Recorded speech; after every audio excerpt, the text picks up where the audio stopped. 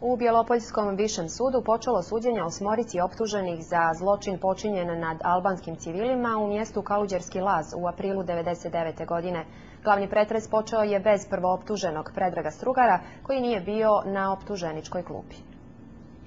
Za zločin počinjen na 23 albanska civila, među kojima je bilo djece, žena i staraca, a koji se u mjestu Kaluđerski Laz zbio u proljeće 1999. godine, optuženo je 8 bivših pripadnika vojske Jugoslavije.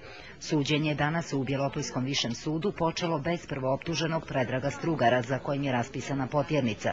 Strugarov advokat Goran Rodić saglasio se sa odlukom sudskog vijeća kojim predsjedava sudija Drago Konatar da pretres počne u odsustvu optuženog. 7 optuženih iz Berana dočekala je rodbina uvjerena u njihovu nevinost.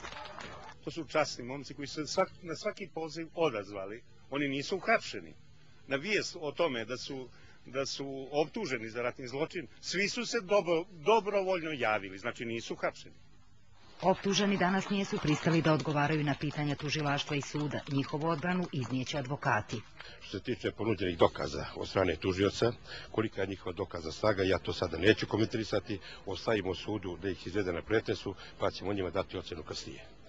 Ja želim da vjerujem sudu da će nakon završenog pretresa i ocjene dokaza donijeći pravičnu i zakonitu presudu. Glavnom pretresu koji je danas počeo u Bjelopoljskom višem sudu prisustvovalo je i oko 30 članova oštećenih porodica sa Kosova. Familije stradalih albanskih civila u sudnicu su ušle sa fotografijama članova svojih porodica. Njihovi advokati navode da vjeruju u crnogorsko sudstvo. Sudsko vijeće je, po mojom dubokom ubeđenju, kvalifikovano da ponese teret ovog suđenja i nadam se da će krajnje objektivno, pošteno i nadasve stručno utvrditi sve relevantne činjenice. Predstavnici oštećenih porodica govori da se polaže velika nada u crnogorsko sudstvo. Na danas pročitane iskaze za svih 8 optuženih u slučaju Kaluđerski Laz nije bilo primjedbi. Suđenje se nastavlja sjutra u 11 sati sa slušanjem svjedoka oštećenih porodica i izvođenjem dokaza.